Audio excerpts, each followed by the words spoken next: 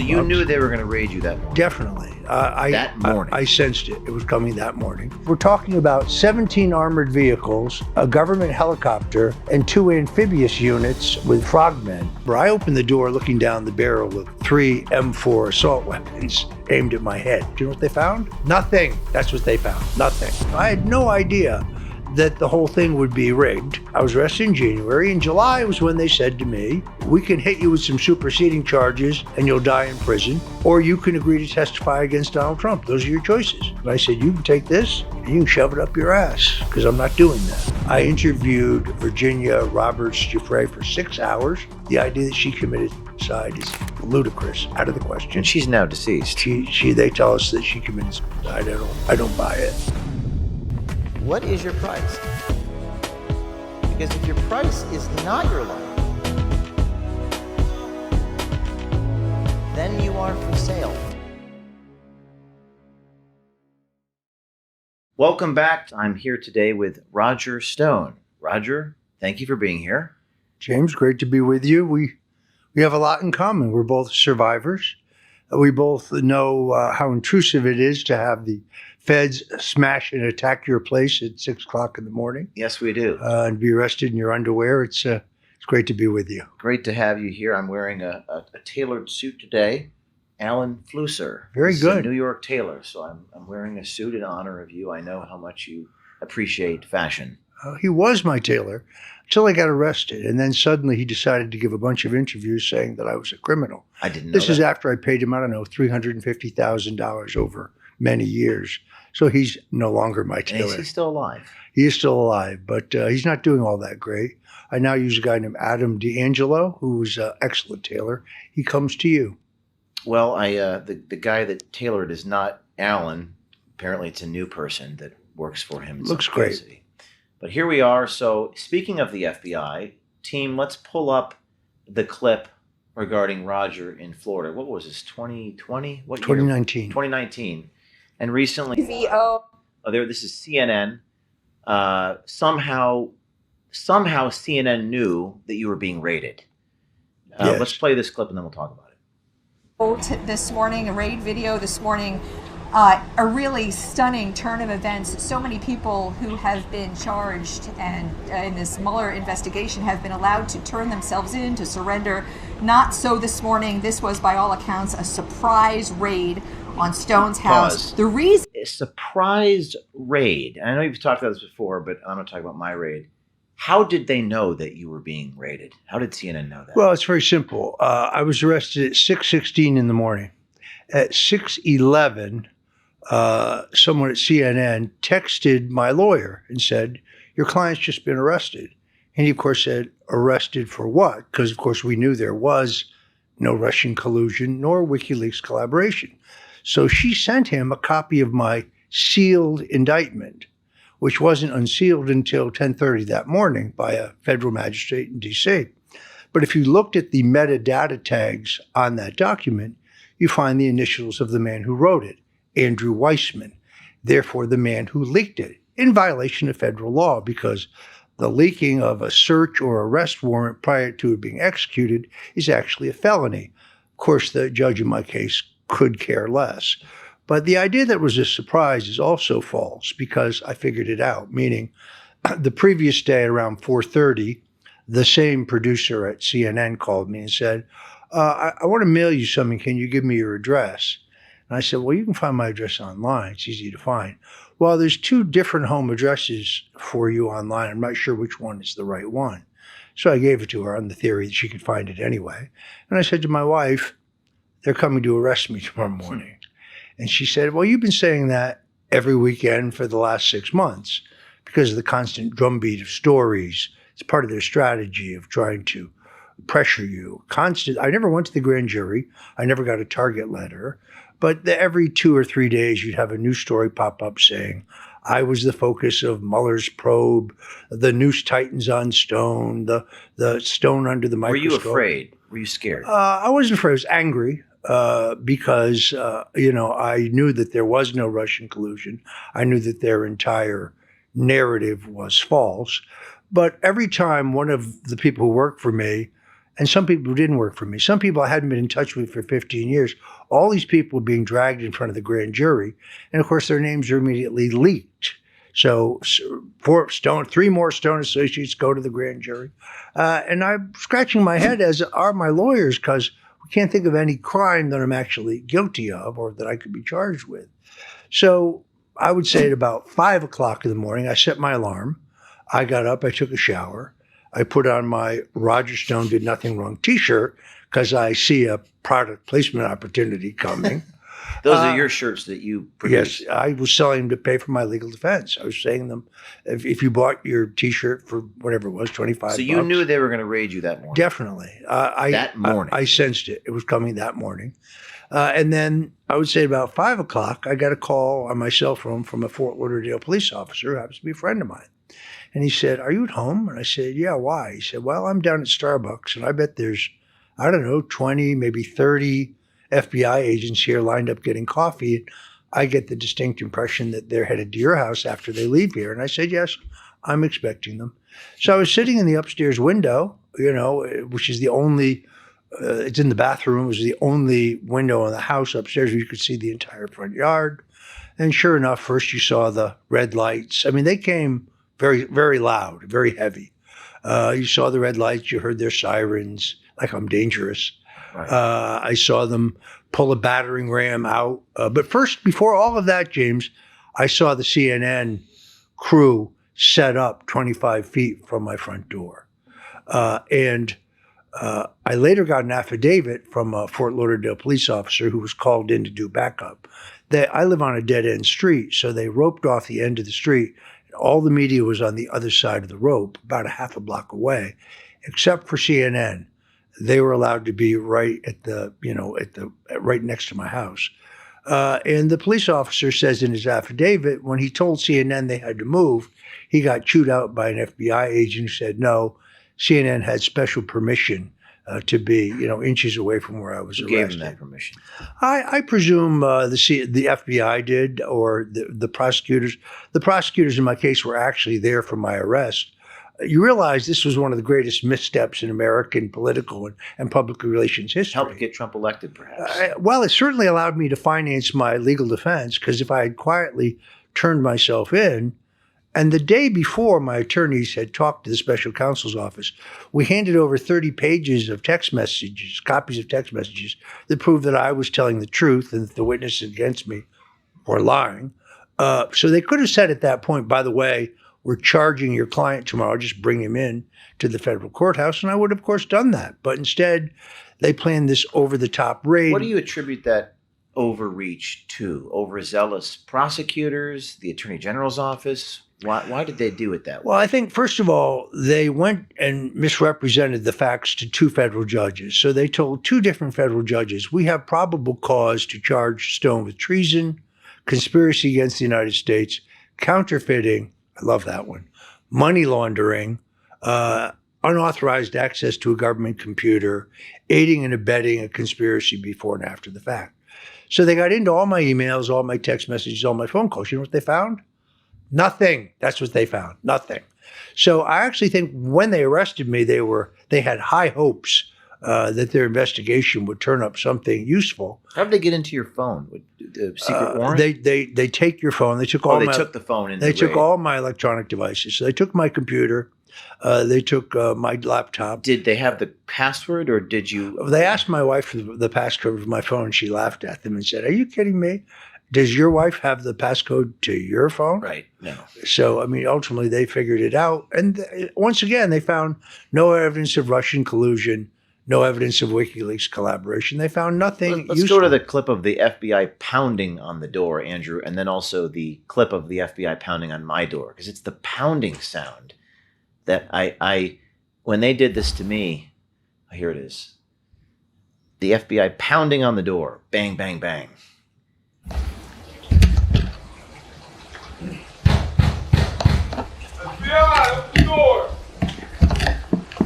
So at this point, pause. So at this point, what happened? So I come downstairs to let them in, obviously. And they say, "Are you Roger Stone?" I say, "Yes." They said, "Put your hands behind your back." You're under arrest. I put my hands behind my back. They said, is there anybody else in the house? I said, yes. My wife's in the house. They said, where is she? I said, she's upstairs on the second floor. There's nobody else in the house. I said, no. There are no firearms in the house. I said, you already know the answer to that, because they did. And they said, all right, well, I said, I'd like to know the charges against me, which I'm entitled by the Constitution to know. Well, we'll tell you when we're ready. I said, no, I'd like to know now. I'd also like to see my lawyer. You can see your lawyer when we take you to the booking center in Miramar. Your lawyer will meet us there. So they're running up the stairs, and I realize that they don't know that my wife is virtually deaf. So immediately, remember, I opened the door looking down the barrel of 3 M4 assault weapons aimed at my head, aimed at my face. And it immediately occurs to me that because my wife is deaf, and without her hearing aids, she literally can hear nothing.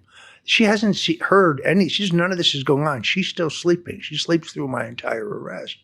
My fear is that they're going to wake her. She's not going to hear a command from them, and they're going to shoot her. She doesn't know if this is that was going through your head in this moment. Yeah, she's not. They're all in plain clothes. So did they have vests on? They had vests on. And most of them had night goggles. This was very dramatic. This is a joke. It ended up backfiring, I think, very badly for them. I mean, look, I'm not the most sympathetic figure in the world. Okay, I'm a hard-boiled political operative, but they made me into a sympathetic figure. Today, even today, this was 4 years ago, people come up to me and say, what they did to you, I saw it on TV, it was awful. That's what they say to me. Yeah. They always bring you up to me. And what they did to you. And so did you open the door for these agents? Of course. Okay. Because they would have banged it down. They would have they brought a battering ram up there. They would have smashed the door in. For what purpose? I mean, the whole thing was ludicrous. So then they handcuffed me. I'm made to walk out and stand in the middle of the street in front of my house. Now they bring my wife out. They perp walk her out in the middle of the street, although she's not allowed to talk to me. How did they find your wife eventually? Did she walk out into She is accompanied out by a woman FBI agent. Fortunately for us, they didn't handcuff her. But did she wake up from She woke up, and then she realized what was going on. Now, remember, I told her the night before this was going to happen. She just didn't believe me. So they'd taken my phone at that point. They also took her phone. Since the whole world is watching this live on CNN, my grandchildren are calling, my children are calling. Of course, you can't answer. You can't answer the phone. Then after we left for the fingerprinting and the mugshot at the booking center in Miramar, which at that hour in the morning is what is Miramar for people who don't know what that is? Miramar, Florida is an hour and a half south of Fort Lauderdale, where I live, and we're at peak traffic time now. So I'm handcuffed behind my back. So I say to the FBI agents, hey, is there any chance we could move the handcuffs to the front? No. Okay, whatever. So we get there. I'm fingerprinted. I'm handcuffed. This is the first time you've ever been arrested? I don't even have a parking ticket. I mean, it's ridiculous. So they say, okay, your lawyers are in that conference room. So we go in the conference room. I look around and I go, because I know they're listening. You know they're listening. So they say, okay, well, they're going to, what's going to happen here? They said, well, we're going to go back to the federal courthouse in Fort Lauderdale, where you'll be arraigned. We've already told them you're going to plead not guilty, and they're going to release you without bail. I said, wait a minute. Why did they arrest me in this over-the-top manner if I'm not a flight risk? Their explanation already was, well, we had to do it this way because Stone was a flight risk. James, I had no valid passport. I'm extremely recognizable, and I can't swim because I lived on a canal. We're talking about 17 armored vehicles, a government helicopter, and 2 amphibious units with frogmen pulling up to the dock at the back of my home. Frogmen. They jump out. I'm sorry I'm laughing, but they're also armed. I mean, they sent more people to take down El Chapo than they sent to take me down. When you were in this moment in space and time, you mentioned you were angry. There was no part of you that was fearful or scared or in danger? You didn't have any of those emotions? I immediately recognized that this was a huge tactical error on their part. Almost like an advantage for you. Well, I think it turns out to be an advantage for me because I was able to bring attention to the outrageousness There's a lot of publicity for you. And the outrageousness of the case against me. And then, so we go to the courthouse, and that's another drive north now. They put me in a cell with the three African-American gentlemen who were just coming around from a bender the night before. So I patiently explained the 1994 crime bill to them and why Joe Biden and Bill Clinton are responsible for the mass incarceration of so many black people. At that point, it's now 10 o'clock in the morning. I've been arrested at 6. I still haven't eaten anything. So I say to one of the guards, hey, could I get like something to eat, anything? And they say, no. So it's already past mealtime. So one of these guys gives me half of his peanut butter sandwich. The other guy gives me half of his. So I have an entire peanut butter sandwich to eat. And by the time I left the holding cell to go upstairs and be arraigned, these guys were chanting, Roger Stone did nothing wrong. Roger Stone did nothing wrong. Was not what they expected, I think. This is James O'Keefe. You know me for exposing the truth and holding the powerful accountable. But today, I want to talk to you about protecting your own freedom, starting with your finances. Right now, the warning signs are everywhere. The Fed continues to print money, interest rates and inflation remain high, and everywhere you look, your hard-earned money just doesn't go as far as it used to. That's not your imagination, it's today's reality. If central banks are loading up on gold, why not you? That's why I've now partnered with American Independence Gold. They're veteran-owned, and proceeds from every sale go to Tunnel to Towers, supporting our first responders and heroes. And listen, right now, the first 50 customers get a $1,000 credit towards their account. That's right, $1,000 to help you get started protecting your wealth with real, physical gold. Don't wait for the next crisis. Go to O'KeefeMediaGold.com, that's OKEEFE MediaGold.com, or 833-324-GOLD. Again, that's O'KeefeMediaGold.com or 833-324-GOLD. Take action, get the facts, and protect your future, because freedom isn't given, it's secured. This is James O'Keefe. Don't just watch history, own a piece of it.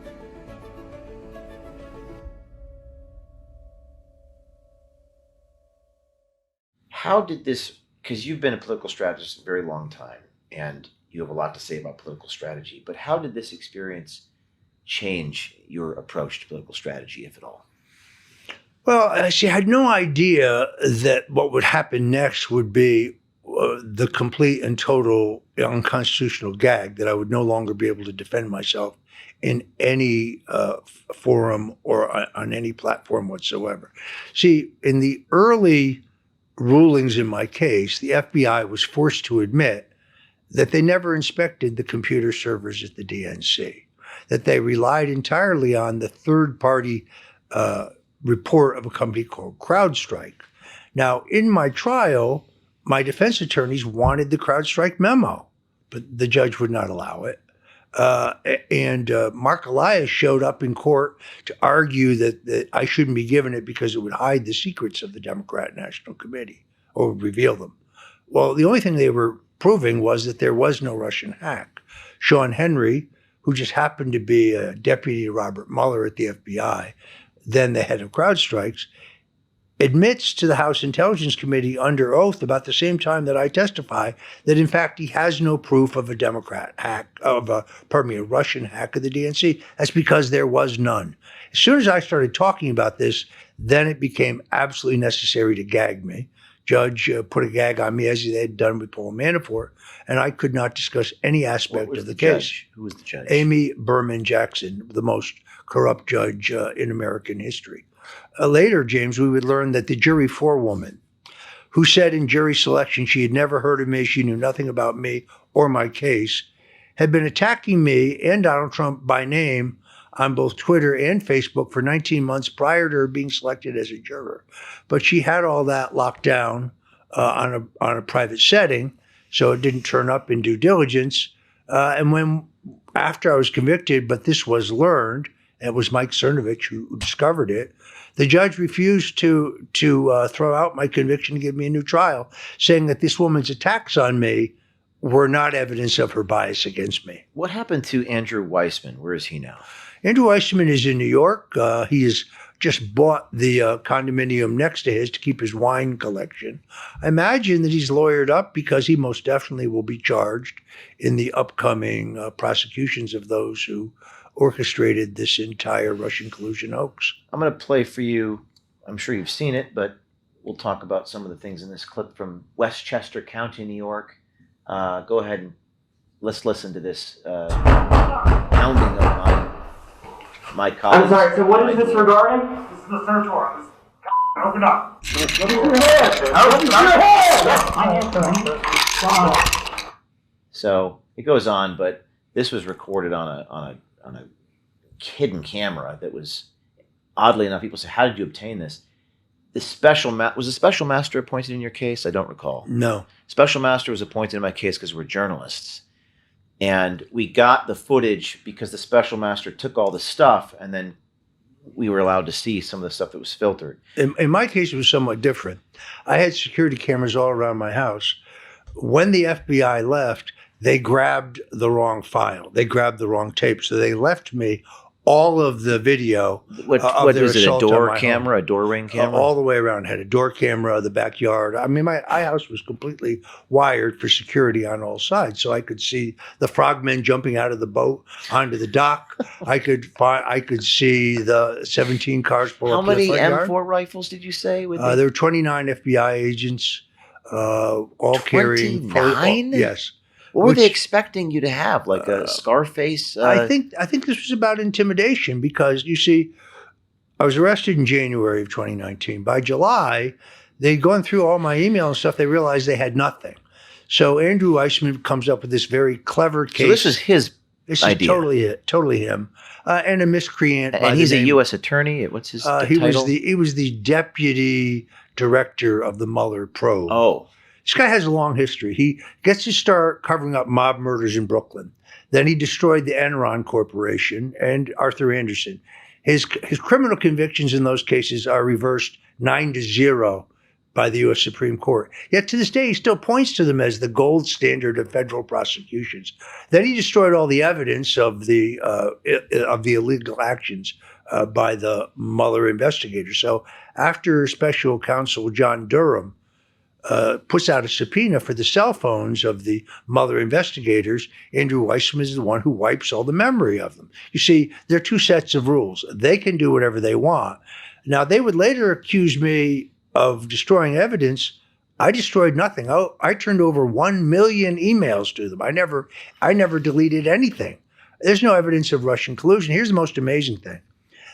My lawyers asked for Robert Mueller's final report, because the sections about me are completely redacted in the copy they gave us. We wanted an unredacted report.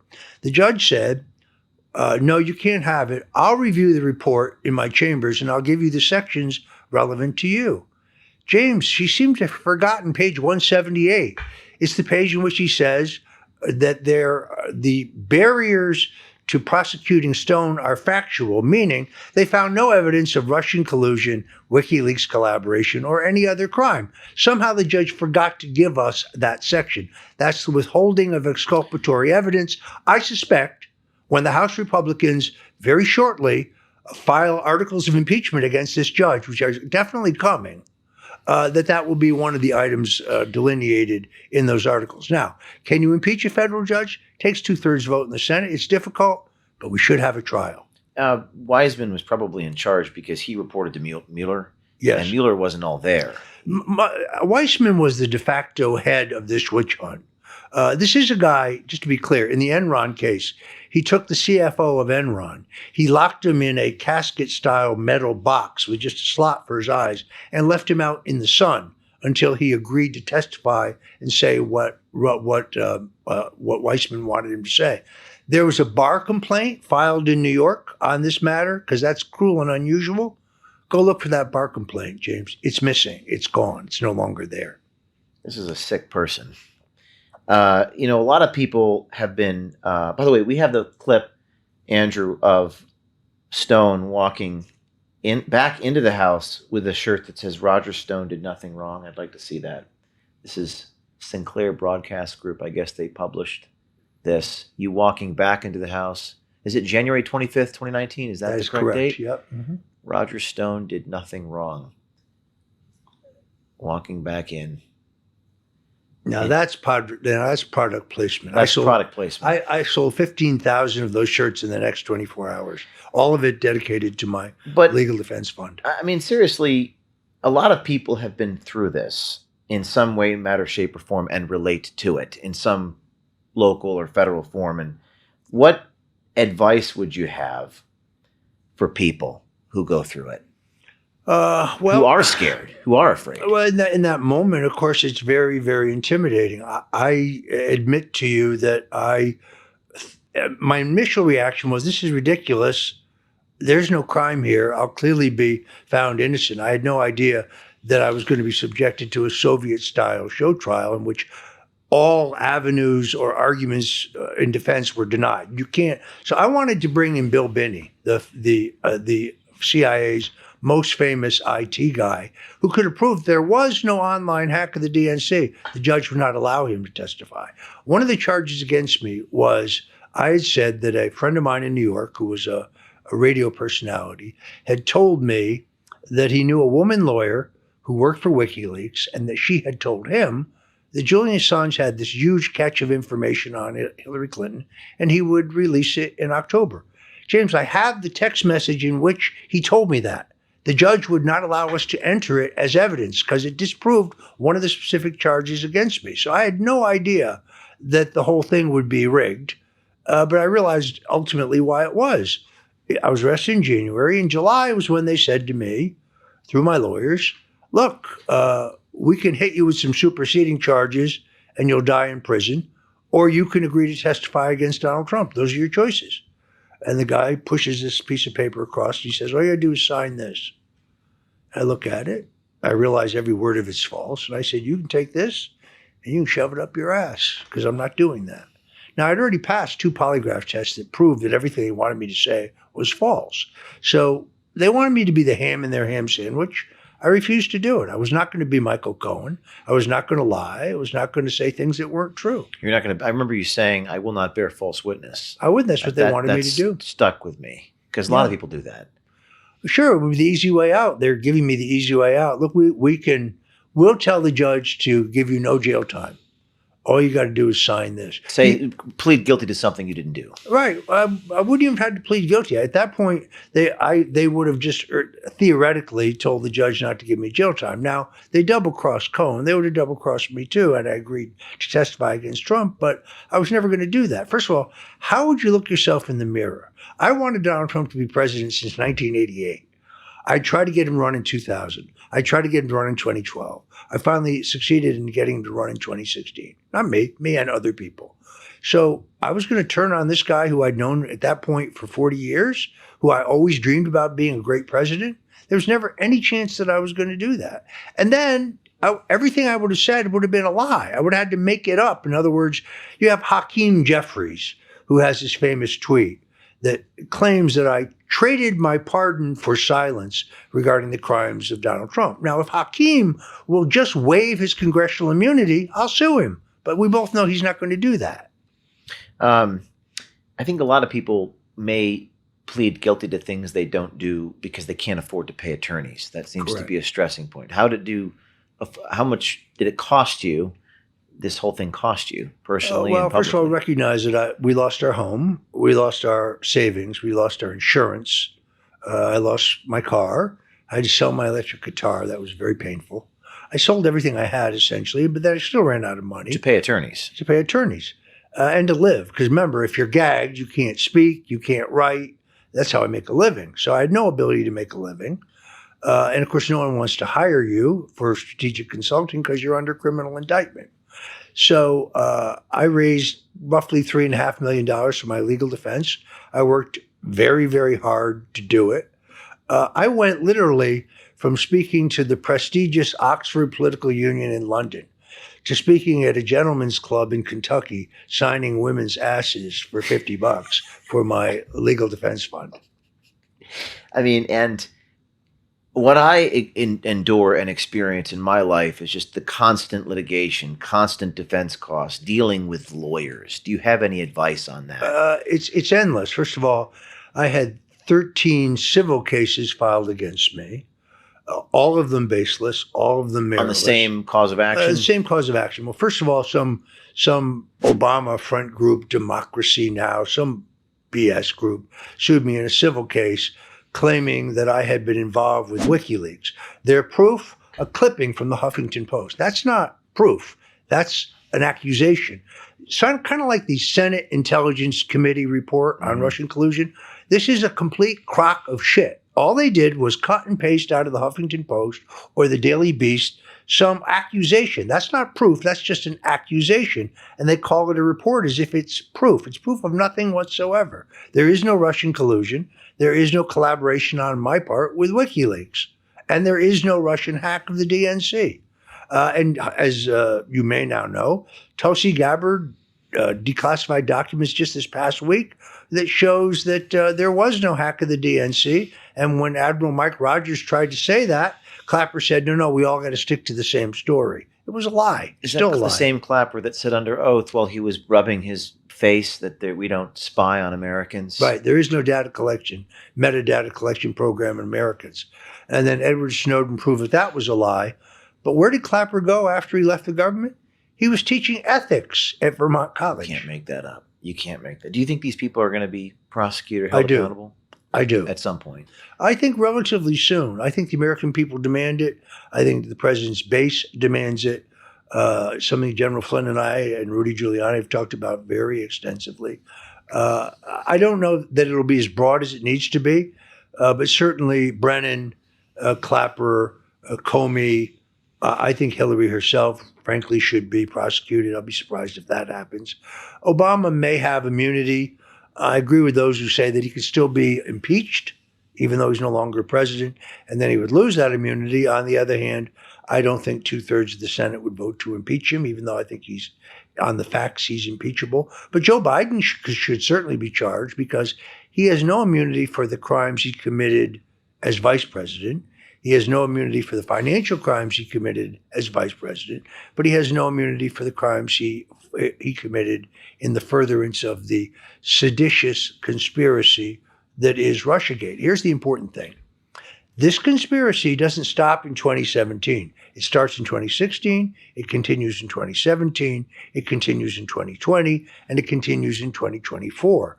So the raid on Mar-a-Lago is yet another step in the same seditious conspiracy, which is why the trials can be held in South Florida, where these people will be indicted and stand trial in South Florida, not in Washington, D.C., where you cannot get a fair-minded judge and you cannot get a reasonable jury. The jury is the concern in D.C. Well, it's also the judges. Every one of these judges, the main judge is now retired, but she's epically corrupt. The judge in my case, the judge in General Flynn's case. It's interesting. After my conviction, 3 different jurors, while being interviewed, all say, and the judge never visited the jury room. Why would they say that? The judge never visited the jury room. Right. Jury by law, the judge cannot visit the jury room during deliberations. Why would you volunteer that she never did that? Interesting. Did you sit through voir dire jury selection in your case? Yeah, but it was a joke because the judge ruled that working for Hillary Clinton or Barack Obama or previous service in the Clinton or Obama administrations was not, or being a critic of Roger Stone's, none of those things were barriers to be on this jury. Right. Yeah, and the preemptory strikes, and I was in D.C. for my jury trial, and jurors seemed to lie under oath, but there was nothing I could do about it. Oh, yeah, nothing absolutely. we could do about it. And so they would say, I hate Donald Trump. I think he should be, but I can be think fair he should to be you. Prosecuted, but I can put my personal feelings aside and reach a judgment in this case. Sure. Wow. And as you sat in the trial, did the jurors stare at you? Did you look at them? Yeah, most of them didn't have the courage to stare at me. I gave them the Sicilian death stare, So I would look at them, and they would avert my gaze. They would look away. Well, the judge did a 55-minute harangue, at sentencing, where she looked at me and she said, "You have been convicted of lying to cover up for Donald Trump." Well, first of all, I wasn't even charged with that, nor was I convicted of that. But even she could not hold my gaze. So The same judge, by the way, who ruled against the families of the 4 men killed in Benghazi in a wrongful death suit. The same judge who incarcerated Paul Manafort in solitary confinement for a year and a half prior to his being convicted of anything. how long was your trial? How many days? It was about 10 days, I think. 10 days. I mean, since they wouldn't allow me to offer any defense, it went pretty quickly. It's like a sensory deprivation chamber and sitting in court for 10 days. In essence. And of That's course, right. because I brought a Bible with me every day, I was mocked. I was relentlessly mocked. Mocked by the media? By the media, sure. When there's no question, a very young pastor who had become a friend of mine, who'd attended one of my book signings, who I kept in touch with, just was relentless, just pounding on me about restoring my faith and being, being redeemed in the blood of the cross. And he said, "Look, this is too heavy a burden for any one man. You got to turn to Christ. You got to turn back to the church. You're a Catholic. You believe in God, don't you?" And I said, "Of course I do." He said, "Well, then now is the time for you to turn this burden over to Christ." So he arranged for me to meet with Franklin Graham, who was doing a revival in Boca Raton. And Franklin Graham was very generous with his time. He spoke to me for a while. And I told him that, look, I'm angry. I'm frustrated. I'm drinking too much. I'm worried about what's going to happen to my wife if I'm unfairly incarcerated. I don't know where she's going to live, how she's going to survive. And he said, I said, "Maybe you could talk to the president for me about clemency." Remember, I'm thinking like a Politico. Mm-hmm. And he's saying, "Well, I'll see what I can do about that. But let me give you a better piece of advice. You need to confess your sins. You need to get right with God. And if you do that, I think that he will lift you up. I think he'll protect you from your persecutors." And in the end, I think I escaped the deadly snare that Robert Mueller and Adam Schiff and Andrew Weissman set out for me, only because I returned to the church. While you're in this court case, while you're in trial. Yeah, absolutely. I mean, I realized at a certain point that I was going to be lynched. There was no chance of a fair trial. So I really did restore my faith, started going back to church. I started praying very fervently for a just result. All I wanted Trump to do is realize I was being persecuted because I refused to lie. They had nothing on me. There is no Russian collusion. They kept saying, you communicated with Gieuffre 2.0, who was a Russian intelligence asset. James, my 28-word communications with the persona of Gieuffre 2.0 on Twitter direct messages took place 3 months after WikiLeaks had already published all the material. So chronologically, this communications is meaningless. It proves nothing whatsoever. Did you talk to any reporters? They usually sit in the back benches of the courtroom. Did you engage in conversation during the trial with them? Well, I think they were mostly enjoying themselves. It's hard to rank them, but the Washington Post is probably the worst newspaper in the country, followed pretty closely by the New York Times. And of course, the CNN folks who, by the way, they got an award for being outside my house. The White House Correspondents Association gave them an award for their incisive investigative reporting. They got a tip from Andrew Weissman. It's right there in black and white. We're standing up to the powers that tried to discredit us, silence us, smear us, raid us, and throw us in jail. They've awakened a sleeping giant. We're building a movement of transparency and accountability in both the public and private sectors, because we run from nothing, we hide from nothing. And when you join and get your full access pass, you fuel a movement for truth. We are the media now.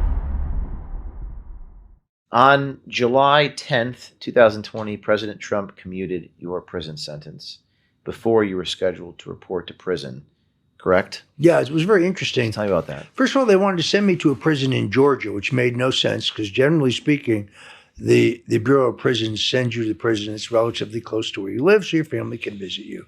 But they picked a specific prison in Georgia where they insisted that there were no COVID cases. Now, I was 68 years old at the time, have a lifetime history of asthma. And they were sending me to this prison because they said there were no COVID cases. An African-American woman who was the head of the prison guards union either saw this on TV or she read about it. Somehow she contacted one of my lawyers and said, this is a lie. There's 200 COVID cases here. There's many more tests that we don't have results from.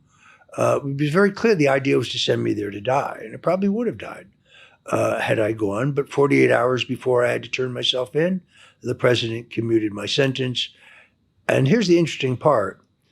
Then that Christmas, days before Christmas, the 23rd, I believe it was, of December, he gave me a full and unconditional pardon. Try to find that on the internet. If all the stories will say Stone's sentence was commuted, almost none of them will cite the pardon like it never actually happened. But if you want a copy of my pardon, you can go to stonezone.com and go to the store, and I will sell you an autographed copy. Stonezone.com, autographed copy of the pardon. Why? Or your T-shirt, or a T-shirt, or your T-shirt. Why is that not on the internet? I suspect it's because it's exonerating in a way, it's vindicating in a way. So you can find many stories. I have to keep correcting reporters who say Stone's sentence was commuted. Now, a pardon, you have to accept the pardon, and it is technically correct that when you accept a pardon, you're admitting guilt. But the alternative was to die in a COVID-invested prison in Georgia, which I had no real interest in. That had a kind of finality to it that I didn't really like. Did you, one of the things that happens to me, I think sometimes this process kind of hardens you. The process is the punishment. So when you got this pardon, did you feel justice? Did you feel vindication? Did you feel relief? I certainly felt relief. I felt great gratitude, both because I had prayed fervently for this, and I really did believe. I really had become convinced that God would deliver. I knew that I would be saved. I knew it. I knew Trump would do the right thing. People seem to think I had some deal with Trump or assurance from Trump. I hadn't talked to Trump at that point in 2 years. So I went from talking to him virtually every day to talking to him not at all. My lawyers also had no communications from the president's lawyer, so there was never any guarantee that I would be pardoned. I had friends out there who were beating the drum, like Tucker Carlson, like Laura Loomer, a handful, Larry Kudlow, people out there saying, this case is ridiculous, Stone's done nothing wrong, the president should pardon him. Remember, I was still gagged. Now, the judge gagged me, this is interesting, because she said that my defense of myself might taint the jury pool. Okay, then why did she leave the gag in place after I was convicted, before I was sentenced, after I was sentenced, and right up taint the jury pool? Right, that was the argument. She produced no evidence. How is that more true in your case than any other case? That's well, and how does the Washington Post and CNN, the dominant news organizations in D.C., how did that not taint the jury pool? But no, this was her argument that I couldn't defend myself because it would taint the jury pool. Even if you believe that, then why did she leave the gag in place after I was convicted, but before I was sentenced, and after I was sentenced, and just before I was supposed to report to prison? So she was violating my First Amendment rights throughout because she didn't want her conduct of the trial to be criticized. The fact that she should have thrown out my conviction based on the actions of the illegal actions of the jury forewoman, who, by the way, had run for Congress as a Democrat in Tennessee, and who was a protege of Donna Brazile.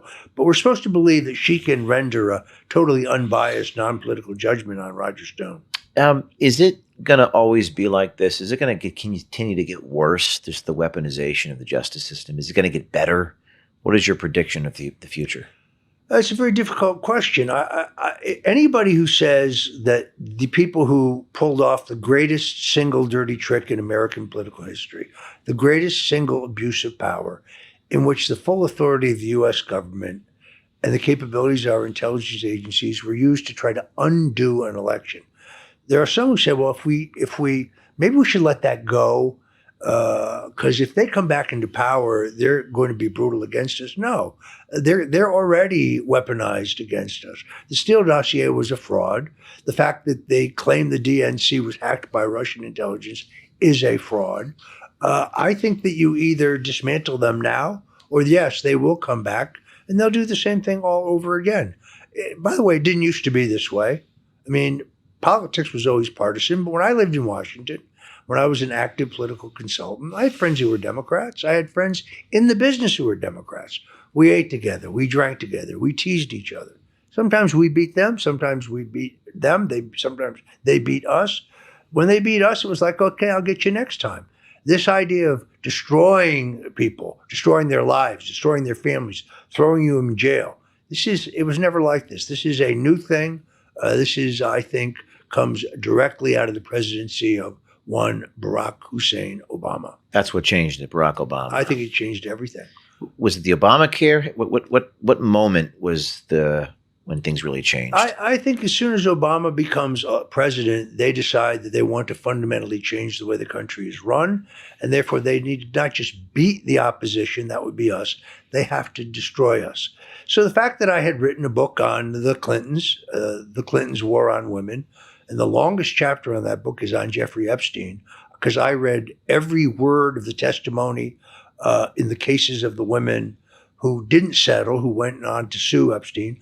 I interviewed Virginia Roberts Gieuffre for 6 hours in 2 3-hour sessions. The idea that she committed suicide is ludicrous, out of the question. And she's now deceased. They tell us that she committed suicide. I don't buy it. But I do know how many times Bill Clinton was on the island from her testimony. I do know how many times he was on the plane because I had the FAA manifest records back in 2015. I do know that when Epstein's butler sold his phone book, his little black book, not everybody in the book obviously is guilty of some illegality, but the butler helpfully circled the names and numbers of all those he said were involved in sex trafficking or were material witnesses. In some cases, he would just write witness. Other cases, he would just circle those he said they were guilty. Bill Clinton, Bill Richardson, the former governor of New Mexico, Senate Majority Leader George Mitchell, Bill Gates, others. Now, you were at the turning point. I was there with you on stage, and every person talked about Epstein there. Yes. And I wanted to ask you about this because at the time, it seemed like, when I asked every person in the audience, do you think the Department of Justice is lying? And almost every hand went up when they said there's nothing to see here. So there does seem the base is very upset. And I don't know if the issue is going to go away. And the way the president's been talking, what is your reaction to the current state of affairs with Epstein and the administration? Well, I can tell you definitively only because, first of all, I was physically there in those days. I was working for Trump. I was living in New York. I never met Epstein, but I saw him from across the way in a ballroom at a charitable event full of people. And this is a time when the president was dating Melania before they were engaged. And they had some social interaction, but it is benign. Everything about their relationship is known. When the president says it's a hoax, he's not saying that Epstein was not a child sex trafficker. It was the Trump Justice Department that charged Epstein in 2019 with child sex trafficking and conspiracy to engage in child sex trafficking. What he was saying is all of these records have been in the custody of the Southern District of New York and in the New York office of the FBI. These are 2 hotbeds of Trump hate. These people hate Donald Trump. And therefore, there was a high probability, which we saw almost immediately, that the records had been salted with quote-unquote evidence against Donald Trump. That's when the Wall Street Journal produced the famous birthday card. James, who types a birthday card? Who types a birthday card and then signs it? Answer, nobody. It's a fugazi. It's kind of obvious. So I think that's what he was saying. And I love to see these Democrats jumping up and down saying, I want full disclosure on Epstein. So do I. You know what's going to prove? Bill Clinton was on the island at least 4 times. Epstein imported 2 16-year-olds for his amusement. That's in Virginia Giuffre's testimony. And he was on the plane 26 times. Many times ditching his Secret Service detail. Do you think there are Republicans on that list? Not that I know of. I couldn't find any of them on the FAA manifest, and I couldn't find any of them in Epstein's phone book.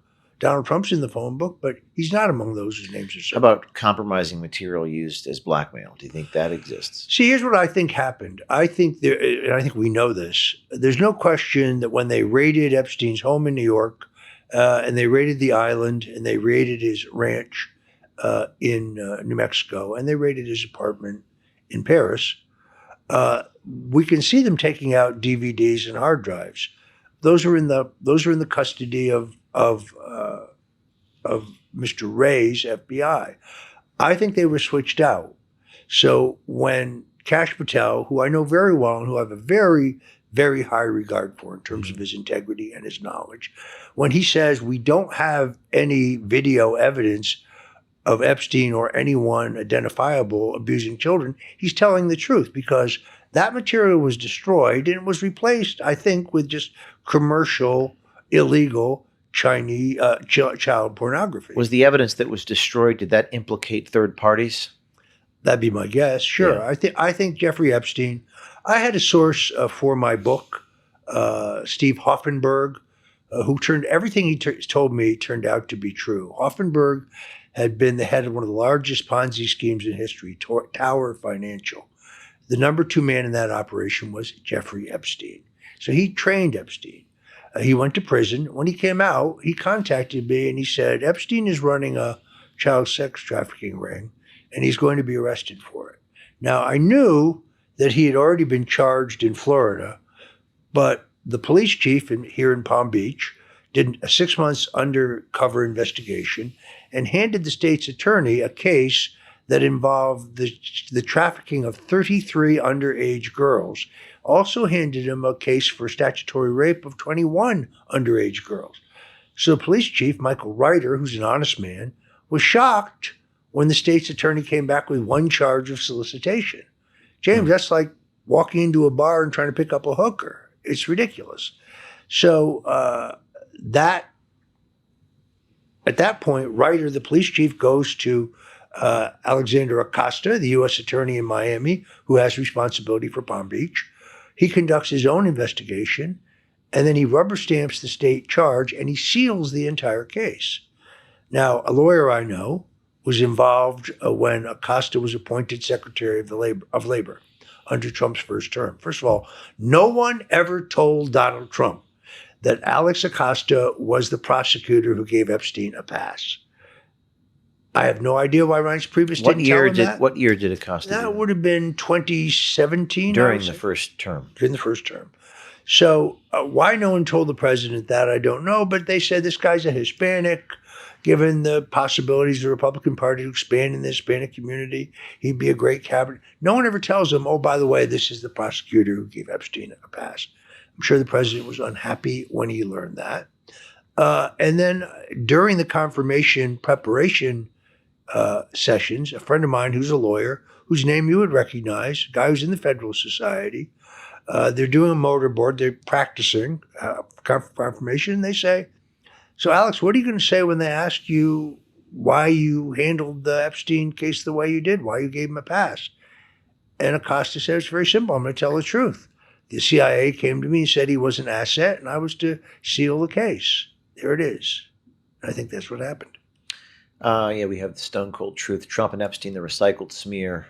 Recent weeks have seen this vicious assault on President Trump, distorting the facts about his connection to Jeffrey Epstein. I want to switch gears a little bit and talk. I listened to much of this book, The Man Who Killed Kennedy, The Case Against LBJ. I just want to read one quote from this book and then ask you a question about this, and then ask you a question about Nixon. Sure. This is from Lyndon Johnson, The Man, Chapter 1. I didn't know a lot about Lyndon B. Johnson. Quite a colorful character. Quite a character. He had very descriptive language about him when he started to smoke again, and his hair got long, and he was unkempt. But this is something that you write. Lyndon, quote, nothing could obscure the picture. Lyndon Johnson was an overbearing, coarse, ruthless, sociopathic, low-life, power-mad monster. He was a consummate politician, therefore could charm people when he had to, but the mask could easily slip and often did. Is that not true of many politicians, or was he worse? No, he was worse. I attribute in this book at least 18 murders to him before he got to JFK. Murders to cover up corruption, murders to cover up voter fraud in his 48 election, He was very definitely a sociopath, a functioning lunatic. By the way, in the oral histories of his aides, Bill Moyers, George Reedy, his press secretary, even they refer to him as a lunatic. So, for example, the plastic bubble top on Kennedy's limousine is removed on November 22nd, 1963, not on the orders of the Secret Service, not on the orders of JFK, on the orders of Bill Moyers, who's working as an aide to Vice President Lyndon Johnson. And Moyers, who's a ordained Baptist minister, says to the Secret Service agent, who I interviewed, get that goddamn bubble top off of the limousine. Now, the bubble top's not bulletproof, but it's opaque, so you couldn't get a clear headshot if the bubble top was in place, and it had just rained. What got you motivated to focus on this issue? I'd been a Goldwater zealot, so I knew Johnson was a crook. The Bobby Baker scandal, the Billy Sal Estes scandal. Those are his motives. In other words, by November 26, 1963, he's on the verge of being charged in two massive scandals, two corruption scandals. Bobby Baker is the Secretary of Senate. He's a bagman. Billy Sal Estes is a flamboyant Texas wheeler dealer who has these huge federal agricultural contracts, and he's kicking back to LBJ. So Johnson knows he's on the verge of being dumped from the 64 ticket, and he's probably going to face federal charges and go to prison. That is his motive. Now the means, he convinces Kennedy to go to Texas to bind up the wounds between the bourbon, more conservative wing of the Democrat Party and the progressive wing of the party. And then it is his henchman, John Connally, then the governor of Texas, who says, well, the motorcade has to drive through Dealey Plaza. Now, Kennedy's going from the Dallas-Fort Worth airport to the Merchandise Mart, neither one of which is in the city of Dallas. So why is the motorcade going in and out of the city of Dallas? Well, to take Kennedy through Dealey Plaza, where they violate the Secret Service manual. The car comes to a full stop, creating the opportunity for John Kennedy to be shot from both the front and the back, as we now know, by multiple shooters in an elaborately orchestrated plan to destroy his presidency, and so Lyndon Johnson can avoid prison. Avoiding prison, that was the primary motivation. Well, Drew Pearson, who is without any question, the most influential columnist of the time, syndicated columnist, has a column for publication on November 23rd, a Sunday, that says that Johnson took a massive bribe to deliver a defense contract for General Dynamics. That's the end of LBJ. That column gets spiked because LBJ is president by the close of business on November 22nd, 1963. So his motive is to avoid prison and complete political ruin. Now, I'm not alleging in my book that Johnson's acting alone. The Central Intelligence Agency is deeply involved in Kennedy's murder. We now know that from the hearings that my friend Anna Paulina Luna has conducted in the Congress. Organized crime is definitely involved. The House Select Committee on Assassinations declares that in their final report in 1987. Big Texas Oil's deeply involved in this plot. So many people had their own individual motives for Kennedy's murder, but one man is the common spoke between all of them, Lyndon Johnson. And I use fingerprint evidence just to prove that at least one of the shooters is Malcolm Mack Wallace. That's who's shooting from the 6th floor of the Texas School Book Depository building. He leaves his fingerprints there. We know they're his prints because he was convicted of murder in Texas in 1951. He killed a man who was trying to blackmail Lyndon Johnson. He went to trial. He was represented at trial by John Gieuffre, who's Johnson's personal attorney. He's convicted of first-degree murder, and he gets probation in Texas for murder. He's the shooter from the 6th floor. There's 6 eyewitnesses who identify a man who meets the physical description of Malcolm Wallace, medium build, balding, glasses, expert marksman in the Marine Corps. He is the shooter from the 6th floor. But there are, as we now know from the new documentary put out by Paramount, there are shooters both in front and in back of Kennedy. He shot from both the front and the back, and that is concealed. The doctors now, some 60 years later, all admit, yes, we saw wounds consistent with his being shot from the front and the back. The wound in his throat, which we're told is an exit wound, is an entry wound. They perform a tracheotomy immediately, so you can't tell. All the doctors see a blowout wound in the back of Kennedy's head that would indicate that he was shot from the front. But by the time his body gets to the Bethesda Medical Center, that has been patched. In Texas, by state law, you have to have an autopsy when there's a murder. Kennedy's body is removed at gunpoint by Secret Service agents in a face down with the Texas Rangers, so they can remove his body, and the autopsy is not done in Texas. It's done in Bethesda, Maryland.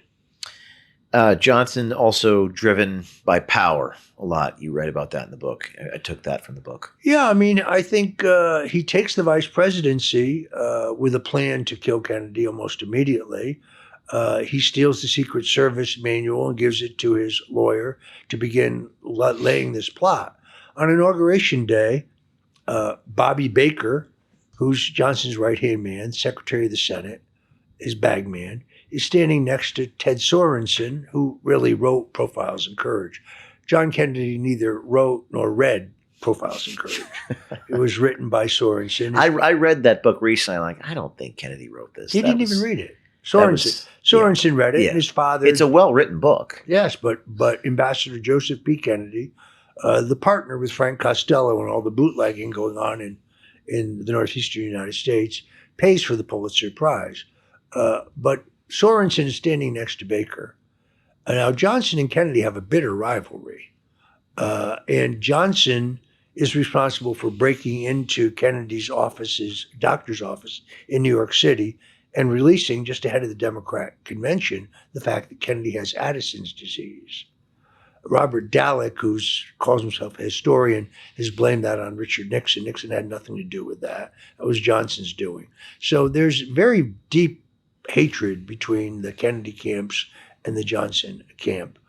But Sorensen, who's the chief speechwriter for JFK, turns to Baker and says, well, after Johnson's sworn in as vice president, he says, well, congratulations, Bobby.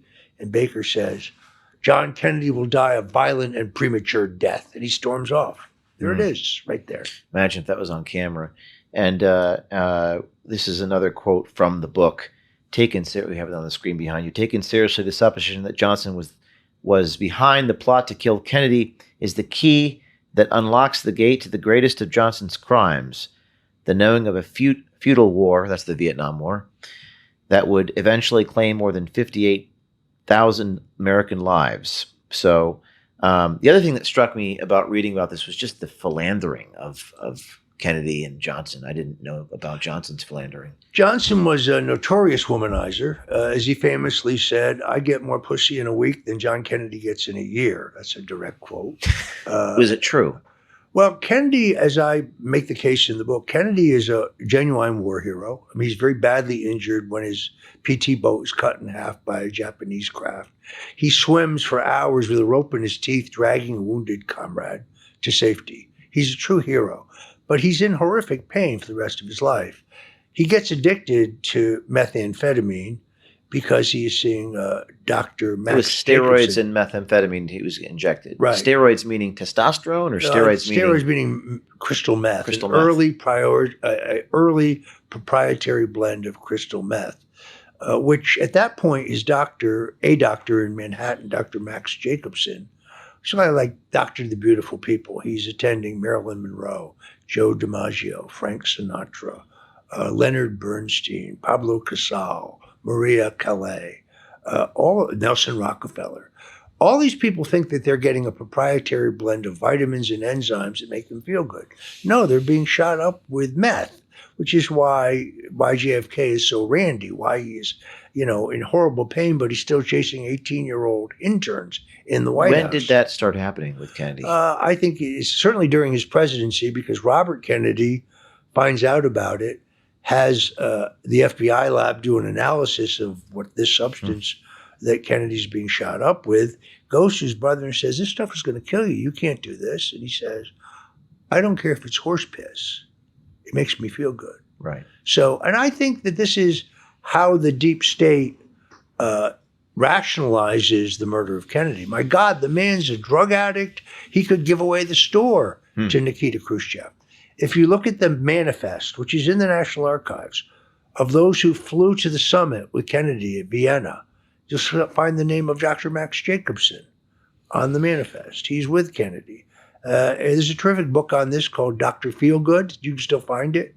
It's very heavily documented. So I think Kennedy is probably addicted at that point. The Secret Service has certainly told the intelligence services. But it's also important to recognize it's not just about Vietnam. It's also about the Bay of Pigs, because the Bay of Pigs invasion was a horrific failure. But it's also about the Cuban Missile Crisis, because everything you've been told, brave Jack and Bobby faced down Nikita Khrushchev, none of that's true. As we learned 50 years later, when they declassified the documents, we agreed to secretly remove our missiles from Turkey and Italy, NATO missiles, in return from a pledge from Khrushchev to remove the Russian missiles from Cuba, which we don't really know whether that happened or not, because there's no on-site inspections built into this agreement. So the Central Intelligence Agency's motive is very clear. They think Kennedy botched the Bay of Pigs invasion. The original invasion plan called for 29 Panamanian flag bombers flying out of Panama to provide air cover for the men storming the beaches. That is canceled by the CIA the day before the invasion. Nobody tells Kennedy. Then Curtis LeMay, the head of the Air Force, goes to Kennedy and says, "Our men are being destroyed on the beach, Mr. President. There's only one way to save the day. That's to send in the U.S. Air Force." And Kennedy said, "Wait a minute. I approved the invasion so it looked like an indigenous uprising of Cubans, not a U.S. invasion." So he won't approve the use of the U.S. Air Force. And this is where he gets the deep enmity of the CIA and the Pentagon.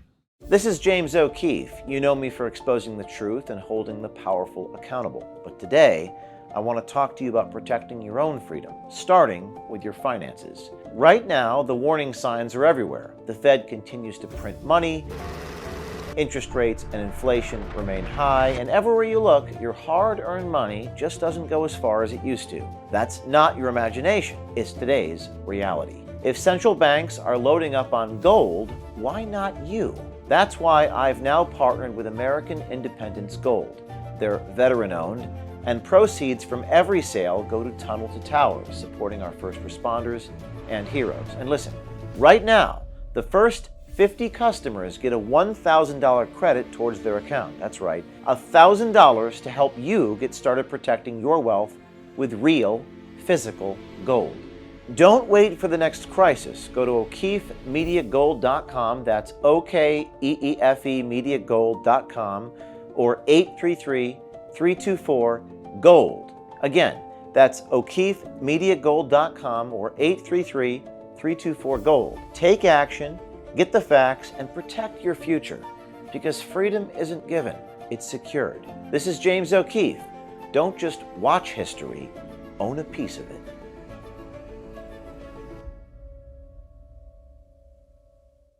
Kind of transitioning to Nixon here. We got about 20 minutes left. Another thing that's happening, and this is admittedly not an area that I know a lot about, Middle East, in regards to Israel. There does seem to be I don't know if it's a schism, but just some disagreements about how to approach the state of Israel. Yes. These days in the Republican Party. And I wanted to play a clip, team, if we could pull it up, of Richard Nixon talking about Israel. My team thought it was an interesting clip to play, and then maybe play 2 minutes of this and get your reaction to this, as well as your thoughts on the current state of play with the Republican Party in Israel. Go ahead. It isn't a question whether I felt it. The fact is that American Jews support Israel, and I understood that. And the fact is that every Jewish prime minister that I have known has enlisted American Jews to bring as much pressure as possible in the political process on American presidents. That's understandable. I don't object to it. Now, a president must not go along with it on occasion, because let me explain something about what is called the Jewish lobby in this country. In the first place, Jews, understandably in the United States, because of what happened in World War II, because of the Holocaust, are going to put first priority on the survival of Israel. Now, as good Americans as they are, they believe that America's survival and security is directly related to Israel's. In other words, their belief is that being for Israel first means that does not mean you're putting America second, because they think it goes together. An American president, however, has to approach it in a different way, in my opinion. He's got always to think first of what is best for America. And that's true whether it has to do with the Israelis or whether it has to do with the Irish or the Germans or what have you, or the Poles, etc. Usually what is best for America is also best for Israel and vice versa.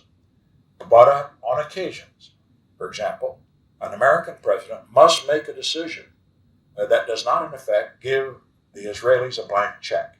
And one example of that is a decision that I made. I decided early on in our administration that we were going to seek good relations with Egypt and others of Israel's neighbors. Many of my Israeli friends didn't like that because they wanted a special relationship with Israel and Israel only. But I have always said that Israel's interests are better served to have the United States a friend of Israel's neighbors and potential enemies than to leave a vacuum which the Soviet Union would fill. I still believe that. I think. All right. So your reaction to that, and then your state of on the current affairs. There's several pieces here. There is no question that John F. Kennedy is opposed to Israel having nuclear weapons. That is absolutely, and that he wants AIPAC to register as foreign agents. And this is very contagious. Lyndon Johnson gives them the right to have nukes 24 hours after he's sworn in as president.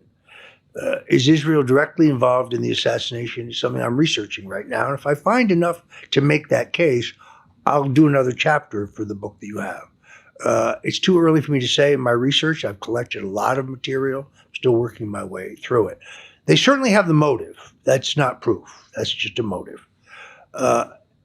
It is Richard Nixon, of course, who saves Israel from unilateral destruction in 1973 over the objections of Kissinger, over the objections of the national security apparatus, over the objections of the Pentagon, over the objections of every aspect of his own administration. In the 1973 Yom Kippur War, there's a failure in Israeli intelligence. The Israelis finds himself under attack by the Syrians and the Egyptians. They're running out of ammunition. Their backs are against the sea. Golda Meir asks Nixon urgently for help, and Nixon makes a unilateral decision to airdrop $39 million worth of lethal aid to the Israelis, which saves Israel. Now, you can listen to the White House tapes, and he says a number of disparaging things about Jews. But as Golda Meir herself said, what matters more, deeds or words? Mm-hmm. Another $60 million in lethal aid comes by boat. So Nixon unilaterally, over the objections of Kissinger, a Jew who is his national security advisor, saves Israel. I think that what he says is exactly right, and you've seen Trump, I think, exercise this. The Israelis were not all that happy about the Abraham Accords, where we essentially, the Syrians, the Lebanese, the Saudis, get a special relationship with the United States. And then secondarily, I think the president was very judicious in the way he approached the question of nuclear weapon developments in Iran. We don't have boots on the ground.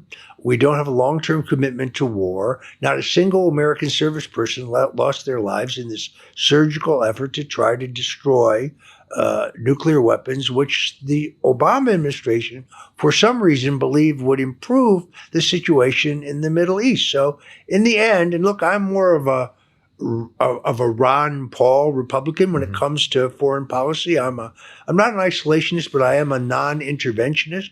I don't like war, the endless foreign war that the Bushes kept pushing us into.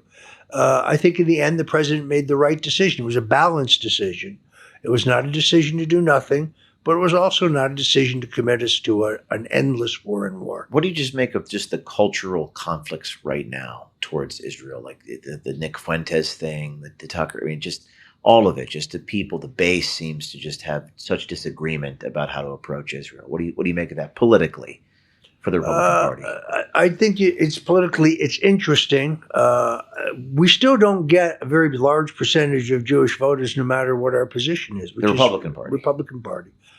Trump, I think, probably hits a high water mark. What is that, roughly? Rough numbers. It's hard to say, but I think we ended up with somewhere around 23, 25%. For Trump. Yeah, and they're the most conservative Jews, of course. The more casual Jews continue to vote for Democrats, and I think continue to vote against the interests of Israel. I think it is yet to play out. All right. We got about 15 minutes left. And I think we have a picture of Roger Stone and Donald Trump. Your longtime friend says it since 1979. Is that correct? Yeah. That's a good photo, by the way. When was that? That was after I was pardoned. My wife was diagnosed with stage 4 cancer, very aggressive stage 4 cancer, which she has survived.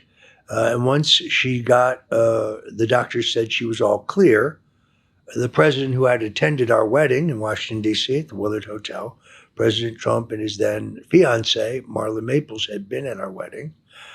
They famously had a fight in the lobby of the hotel where she threw her engagement ring at the Who president. threw the engagement? Marla Maples threw it, who's a good friend of mine. Marla's the second guest of the show. Yes, indeed. She's great. She's a great person. She's a great person and a real fighter for health freedom, someone I like very much. This is another picture. Throw the picture of, I don't know what year this is from. Well, there's just before the wedding. That's the wedding. Yep. There's a famous picture of Donald Trump after my father. He was the first one to dance with my wife. So after he learned that my wife had been cured of cancer, he invited us to Mar-a-Lago, which is where that picture was taken. Have you seen that? I think you and I talked about that movie that came out. I forgot the name of it. The Apprentice. The Apprentice. And you were portrayed in that movie, and you had a comment to me about that. And now A couple things. I mean, first of all, I'm much better looking than the actor they had playing me. Secondarily, I've never worn a Speedo in my life, nor would I ever wear a Speedo. This was a scene in the movie where you're in a swimming pool and you come out in a Speedo. Which is ridiculous because anyone who knows me, I would never wear a Speedo. I'm much better dressed than they depicted me in the movie. But they correctly say that I may be the first or second person in the country who comes up with the idea that Donald Trump has the stature and the courage and the stamina and the independence to be not just a great presidential candidate, but be a great president. I realized this in 1988, and I began pushing the idea then. The only person who sees this before me, ironically, is Richard Nixon. Nixon and Trump meet in George Steinbrenner, the owner of the Yankees, box when the season opens.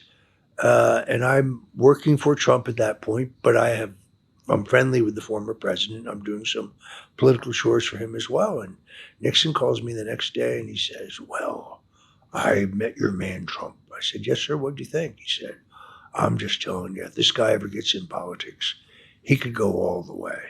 I said, "So you think he should run for governor?" He says, No, I mean all the way.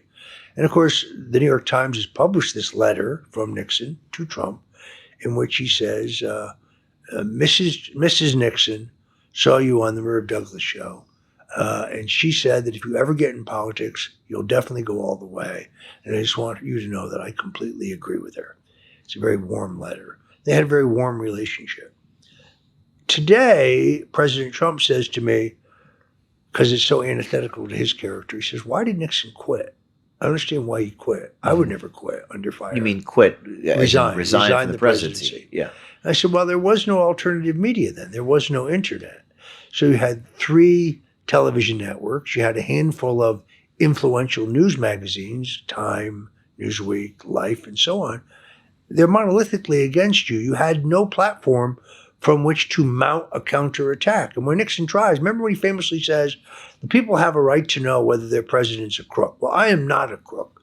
They use that against him. They use it to mock him. It's ineffective in his efforts to defend himself. You know, as a college student, I read a book called The Closing of the American Mind by Alan Bloom. And the first sentence of that book was, this is in the 80s, written in the 80s. I read it in 2003. Students are taught that 2 things are evil, Richard Nixon and Adolf Hitler. Yes. Why, just existentially, why did people hate Nixon so much? I really think that has to do with his being correct about Alger Hiss. Alger Hiss was a high-level State Department figure in the Roosevelt State Department. Nixon believed that there was evidence that Hiss was a communist spy. Hiss was Harvard educated. He was very erudite. He was one of the elites. Nixon came from Whittier, California. His old man was a grocer. Up from dirt, Up from dirt, as he would say. Or as he said. And the whole Washington establishment told Nixon to back off. Allen Dulles, John Foster Dulles, who was Eisenhower's Secretary of State, Allen Dulles, who was his brother and the head of the CIA, they all tell Nixon to back off. But Nixon's instinct is that Whittaker Chambers, who had been an editor at Time magazine, who had come forward and said, I was a communist, I was a member of the Communist Party, Alger Hiss was in my cell, and I passed him government documents. It was Nixon's belief that Hiss was a spy. He pursued it. Hiss ultimately would be convicted of perjury for lying.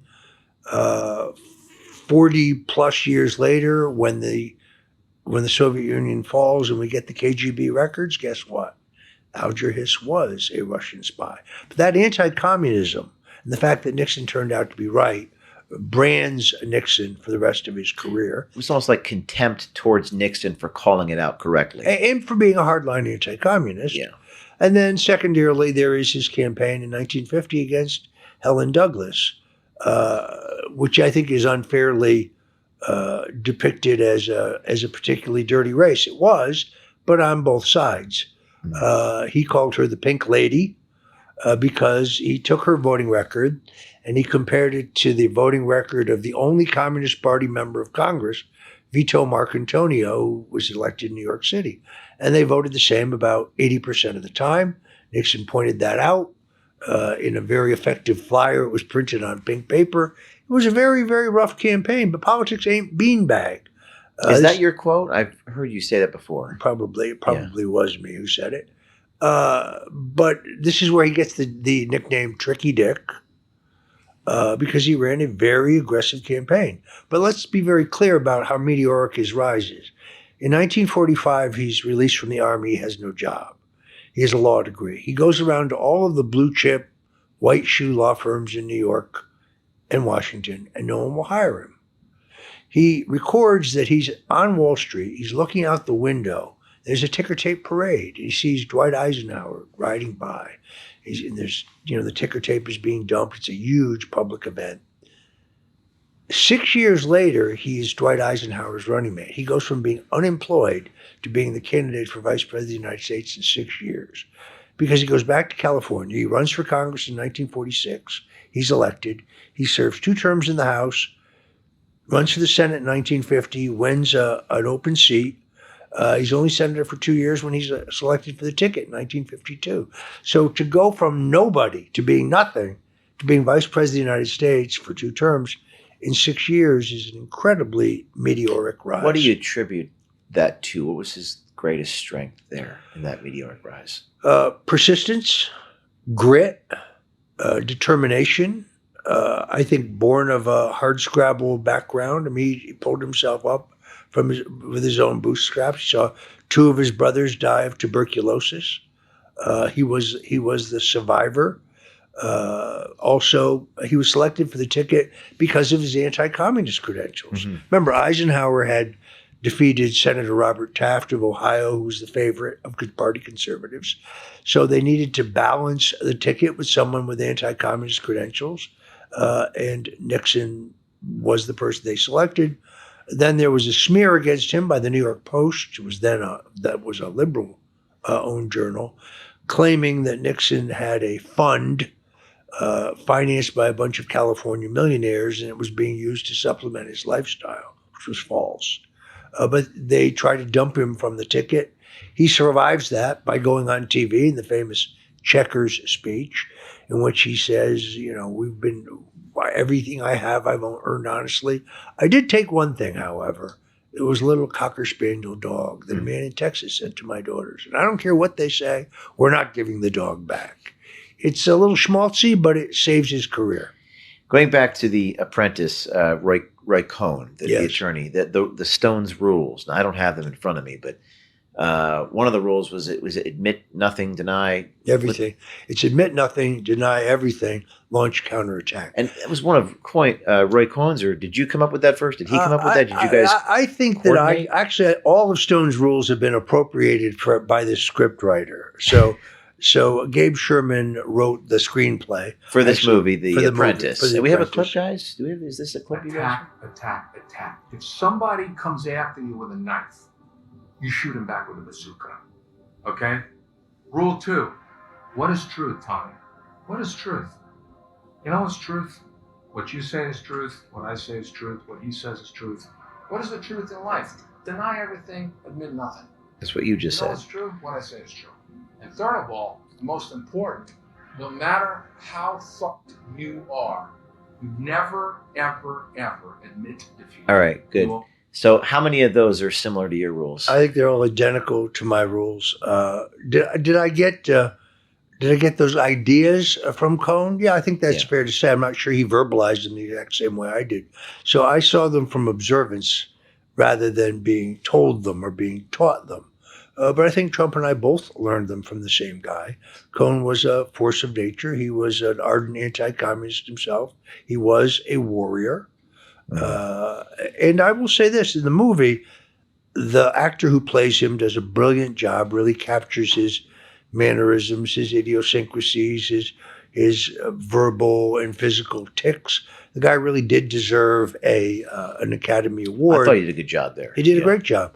Yeah. The storyline is, of course, false. The idea that Roy Cohn and Donald Trump had to threaten the head of the tax abatement board in New York City with exposing his homosexual background is a complete fabrication and a lie. Typical. It seemed a little Hollywood lie. far-fetched when I watched it. It was an entertaining movie, but doesn't mean it's nonfiction. It's fiction. A couple quick last questions here, because we're just running out of time. Present day outlook for the current situation. Well, actually, no. We have a story you just broke on your Substack. Can we pull that up, guys? And I just wanted to give you the opportunity to talk about this. This is a story that you've done on a Republican representative and Cuba. Let's pull that up. This is bingo, Representative Mario Diaz. I apologize for saying this, but I've never even heard of this man. What is he? He's a Republican. He's correct? he's kind of a Republican. He was a registered Democrat until the day he ran for Congress and became a Republican. He was a registered Democrat before he ran for Congress. Yes. So you have in Miami a cottage industry of these people who've dined out on being anti-Castro, but it's largely rhetoric. So, for example, Carlos Jimenez, the former mayor, now a congressman. He's the head of the Maritime Security Subcommittee of the House Transportation Committee. He has a hearing regarding a huge defense contractor called Crowley, which is Florida-based, but he never questions them about their activities in Cuba. Crowley has ships going into the largest port in Cuba. It is a major security risk, but he never criticizes Crowley, which I wrote in a column. He never questions whether Cuban intelligence is using this access to learn about our trade routes or to get other defense information. And then more recently in interviews, he pretends like he never heard of Crowley when he conducted a hearing with one of their executives. Mario Díaz-Balart, he's at the same hearing. He doesn't have any questions about it. And then you look on the FEC records, you find out that Crowley's Political Action Committee has given a substantial amount of money to Mario Díaz-Balart. So all I'm saying is you have these members of Congress, virtually all of them Republicans, who hold themselves out as great critics of Castro because it's great for raising cash, but in terms of actually impacting the authoritarian regime and improving the lives of the people in Cuba, you know what they've done? Nothing. It's all rhetoric. So it's about money. It's all about money. And in politics, I've been told it's about money, power, and sex. Is that one of those three usually motivates people? Well, you know what I say. Never miss the opportunity to either be on television or have sex. Never to be on television or have sex. Yes. And- Actually, I stole that from Gore Vidal, but it is. Gore Vidal. It's in my rules book. And money, and power, and sex are kind of interrelated to a certain degree. So what's next for Roger Stone? I'm writing a book about the attempted assassination of President Ronald Reagan because the true story has never been told. But suffice it to say that John Hinckley Jr., who's convicted of trying to kill Reagan, is crouching in front of Reagan, shooting from an upward trajectory. But Reagan was hit from above and behind. There's a second shooter. The CIA knows it. This book is entitled Bushwhacked, the true story of the attempted assassination of the president. Bushwhacked. Bushwhacked. Is that you kind of get the idea? You get the idea. This is the other. Actually, I don't have I have the Clinton's War on Women. I have only the Kindle version of the Bush book. We didn't have time to get into. Are you an optimist? Are you a hopeful person? I am. I think we're about to enter a golden age. A golden age. A golden age of peace, prosperity, security, justice, and law and order. In a very strange way, I think being cheated out of the 2020 election turns out to be a good thing, because now Donald Trump is much wiser, much more battle-hardened, has a much better understanding of how evil the system is in Washington and in the country. He has an all-star cabinet. He doesn't have quislings around him like H.R. McMaster or General John Kelly. These guys thought that their job was to stop Trumpism, to stop Trump from destroying the world. They didn't understand their job was to implement Trump's vision.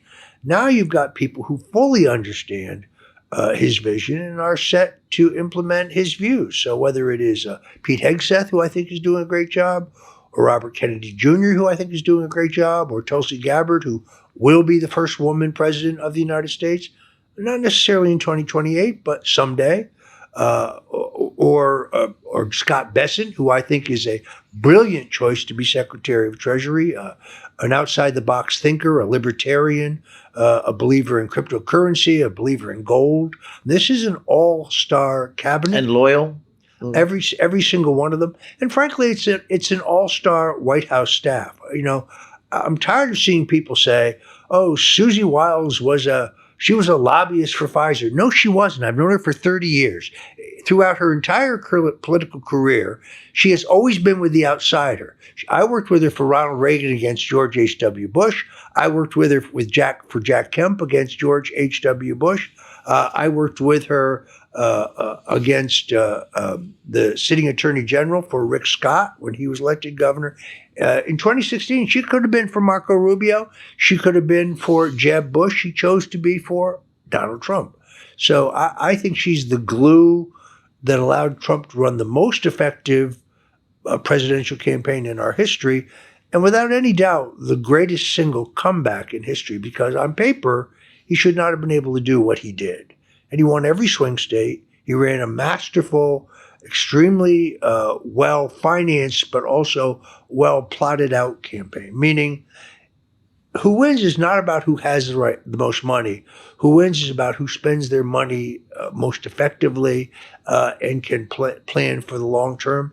This is one of the reasons why I think Susie Wiles has done a tremendous job for the president. I met Susie Wiles when we did the story on the CIA, and they were withholding information from Trump, and Susie Wiles told Trump he should comment on it, and he did.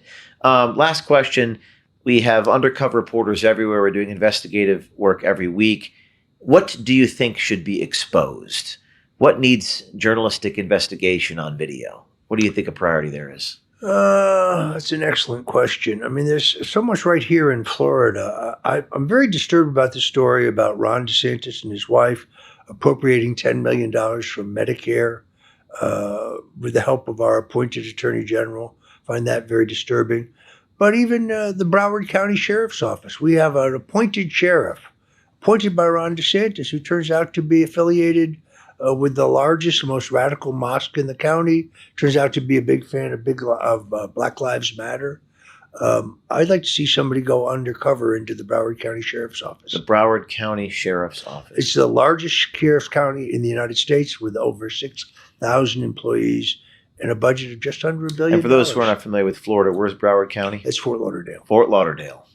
Well, I'm a new resident of Florida, so that's not too far. All politics is local. All politics is local. And some of the best stories that we've done are local stories. Learned that from Andrew Breitbart. Roger, we're out of time. Thank you so much. It's great to see you. Great to be with you, James. Thank you. What is your price? Because if your price is not your life, then you are for sale.